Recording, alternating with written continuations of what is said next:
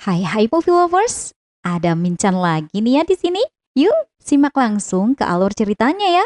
Oke, langsung saja kita ke alur ceritanya. Film ini menceritakan tentang seseorang bernama Kolofred, yang mana pada saat dia dilahirkan berbarengan dengan bangsa Mongol yang dipimpin Genghis Khan mengalahkan prajurit Rusia di Kalki. Saat itu keluarga Kolofred menjadi korban. Kolofred sangat ingin menjadi seorang prajurit. Radmir, ayah Natasha yang melihat semangatnya, memerintahkan Kolofred untuk menjaga Natasha.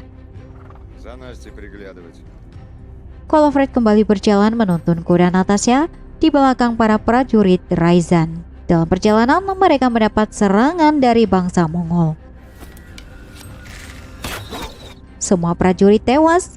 Radmir menyuruh ke Kolofred pergi, namun dia lebih memilih melawan, dan hingga akhirnya kejadian itu adalah ingatan Kolofred 13 tahun lalu. Trauma yang dialami membuatnya bermimpi hal sama tiap hari. Natasha, sang istri, terpaksa mengikat Kolofred ketika tidur agar saat dia terbangun tak menyakiti dirinya. Tiap Kolofred bangun dari tidurnya, dia akan kehilangan ingatannya beberapa saat. Natasha lah yang selalu membantunya mengingat semua hal. Kolofred kini telah menjadi seorang prajurit tangguh. Dia juga memiliki 2 orang anak. Pagi itu, Karkun memberitahu Kolofred bahwa pasukan yang mendekati kota dan dirinya diminta ke benteng. Berita kedatangan pasukan Mongol yang sudah mendekat dan akan menyerang kerajaan mereka sudah tersebar. Tibalah dia di benteng. Ingatan Kolofred terlihat belum pulih sepenuhnya. Dari kejauhan terlihat rombongan prajurit berkuda, tapi ternyata itu rombongan Pangeran Brzezinski dari Inggris yang datang untuk menghadiri acara pembaptisan Pangeran Yuri. Beberapa saat kemudian Kolofred melatih para prajurit bertempur, karena memang itulah tugasnya sehari-hari di saat tak ada peperangan. Lalu datanglah Pangeran Fyodor yang Kolofred kira dia adalah bawahannya. Kolofred memerintahkannya latihan bertarung. Dengan sombong, Fyodor meminta 5 orang sekaligus untuk menjadi lawannya.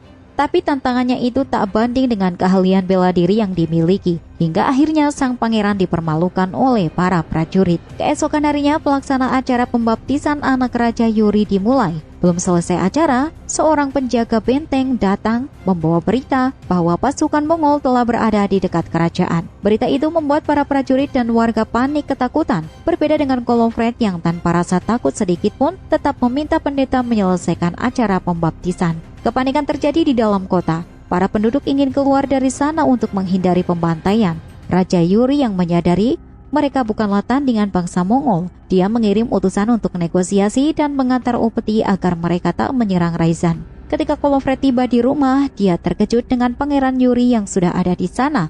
Pangeran memintanya untuk pergi bersama Fyodor dan Vasily bernegosiasi dengan bangsa Mongol. Awalnya Kolofred menolak, lalu sang istrinya pun memohon pada pangeran agar tak mengirim Kolofred karena dia masih kehilangan ingatannya. Namun pangeran mengatakan Kolofred adalah satu-satunya orang yang dia percaya. Akhirnya Kolofred pun bersedia menerima tugas itu. Berangkatlah mereka menuju perkemahan bangsa Mongol. Sebelum Kolofred pergi, Natasha memintanya membawa seorang gadis bernama Lado untuk membantu menjaga ingatan Kolofred. Setelah beberapa hari perjalanan, tibalah mereka di kamp perkemahan bangsa Mongol. Mereka disambut oleh Raja Khan dan para petinggi kerajaan. Di sana, Vasily menyerahkan upeti dan menyampaikan perdamaian dari kerajaan Ryzan.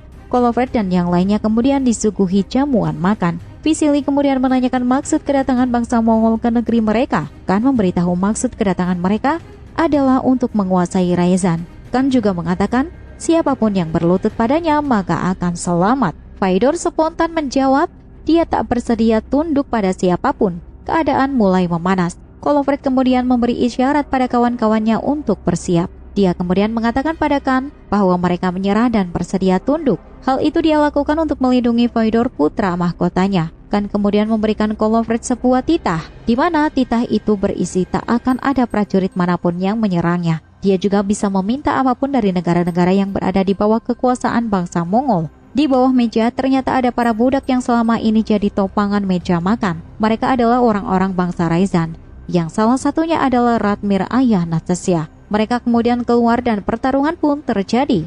Pertarungan tak akan seimbang karena mereka berada di kandang bangsa Mongol. Hingga akhirnya mereka memutuskan untuk kabur ke hutan. Tapi naasnya, Fyodor terkena panah. Dia meminta Kolofred untuk pergi, sedangkan dirinya menghalangi pasukan Mongol mengulur waktu. Fyodor yang sendirian akhirnya tumbang, dieksekusi oleh bangsa Mongol. Khan memerintahkan pasukannya untuk menghancurkan Ryazan. Sementara Kolofred dan pasukannya harus menghadapi badai dalam perjalanan pulang. Dalam perjalanan, mereka bertemu dengan Nestor, seorang tabib yang membawa beruang berukuran sangat besar. Mereka kemudian beristirahat di sebuah gua, sedangkan Kolofred tak berani memejamkan matanya karena jika dia tidur, maka ketika bangun akan kehilangan ingatan. Di sisi lain, pasukan Mongol sudah mengepung dan bersiap untuk menyerang Ryazan. Keesokan paginya, Kolofred dan rombongan melanjutkan perjalanan. Sesampainya di Ryazan, mereka dikejutkan dengan keadaan kota yang sudah porak-poranda dan semua orang-orang di sana telah tewas. Bangsa Mongol menyerang Ryazan dengan membabi buta. Mereka membawa 10.000 prajurit untuk menghancurkan kerajaan kecil itu. Raja dan keluarganya tewas dibantai, termasuk istri dan anak-anak Kolofred. Kolofred lalu membunyikan lonceng untuk mencari korban yang selamat. Beberapa penduduk yang bersembunyi di hutan dan di ruang bawah tanah mulai keluar ketika mendengar bunyi lonceng itu. Tak lama berselang, beberapa pasukan Mongol kembali. Mereka hendak menangkap Kolofred, namun tanpa disangka, Kolofred melakukan perlawanan dan membantai mereka dengan penuh dendam.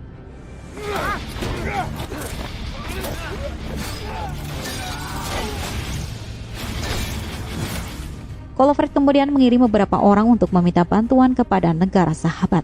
Dia juga berencana memancing pasukan Mongol ke kaki gunung agar pasukan bantuan bisa menjebak mereka. Sedangkan Kolofred menyusup ke markas bangsa Mongol. Mereka kemudian meracuni air yang digunakan pasukan Mongol untuk minum. Tak butuh waktu lama, pasukan Mongol yang meminum air beracun itu mulai berjatuhan. Kolofred dari atas bukit mengamati, dia kemudian menyobek surat titah dari Raja Mongol dan mengirim sobekannya menggunakan panah. Hal itu berarti Kolofred menyatakan perlawanannya pada bangsa Mongol. Melihat hal itu, pasukan Mongol langsung mencari keberadaan Kolofred.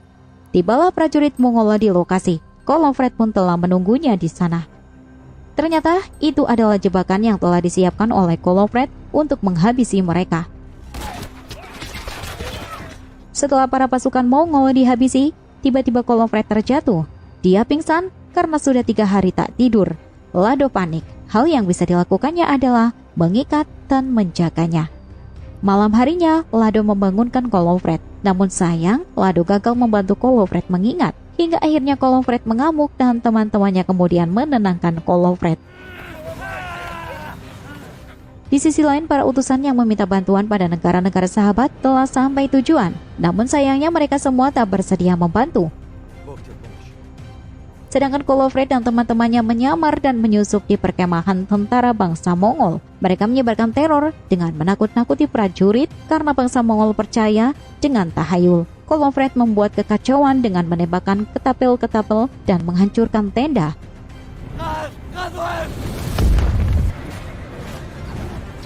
Para prajurit percaya itu adalah perbuatan hantu hutan. Pasukan Mongol menangkap salah satu utusan Kolofred yang tersesat ketika meminta bantuan. Mereka menginterogasinya, memaksanya untuk mengatakan di mana Kolofred dan pasukannya berada. Keesokan paginya, pasukan Kolofred yang berada di dalam persembunyian mendengar suara rintihan kuda. Kolofred bergegas memeriksanya. Ternyata itu adalah suara kuda utusannya yang semalam tertangkap dan telah tewas. Para pasukan Mongol menjadikannya umpan agar Kolofred keluar dari persembunyian. Lado yang melihatnya langsung bergegas meminta bantuan. Kolofred melawan pasukan-pasukan itu sendirian.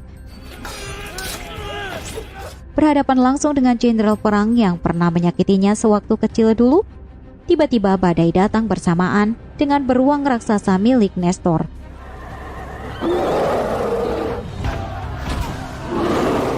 Di belakangnya diikuti pasukan Kolofred yang membantu.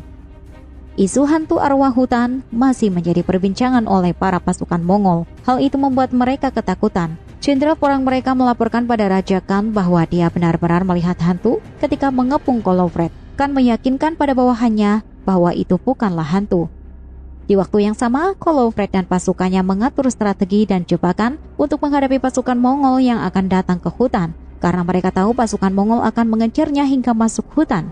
Benar saja, Tak lama kemudian, puluhan ribu pasukan Mongol telah bersiap di bawah bukit. Sedangkan Kolofred hanya berjumlah 20 orang. Pasukan Mongol mulai merangsek masuk. Mereka kesulitan naik ke bukit yang menjadi benteng terakhir pasukan Raizan. Begitu mereka mencapai puncak, jebakan sudah menunggu di sana.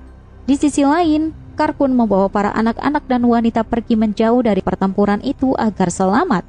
Sedangkan Kolofred dan pasukannya harus merasakan ratusan anak panah yang menghujani mereka. Melihat usahanya tak berhasil, pasukan Mongol berbondong-bondong kembali naik ke bukit dari segala arah, dipimpin langsung oleh jenderal perangnya. Satu persatu prajurit Kolofred tewas.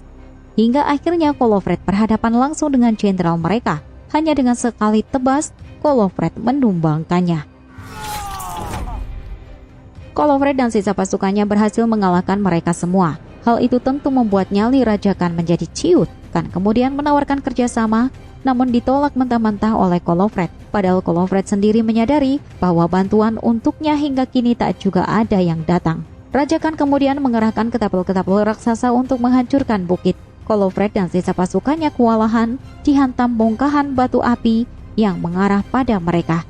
Di sisi lain, Karkun telah berhasil menyelamatkan anak-anak bangsa Raizan. Sementara Kolofred akhirnya terkena tembakan ketapel hingga membuatnya tumbang. Sementara teman-temannya tak ada yang tersisa satupun dari serangan itu. Kolofred kemudian menuruni bukit, lalu mengembalikan wadah tita yang pernah diberikan oleh Raja Khan. Di depan Raja Khan sebelum menghembuskan nafas terakhirnya, Kolofred mengatakan bahwa suatu hari Khanlah yang akan berlutut. Raja Khan yang merasa kagum meminta para prajuritnya berjiwa seperti Kolofred. Lalu Khan memerintahkan mereka semua untuk menguburkan Kolofred dengan sangat hormat karena dia adalah prajurit sejati. Peristiwa perjuangan Kolofred beserta pasukannya menjadi legenda di seluruh penjuru negeri. Hingga akhirnya beberapa kerajaan bersatu demi menghancurkan siapapun yang ingin merebut tanah mereka dan film selesai.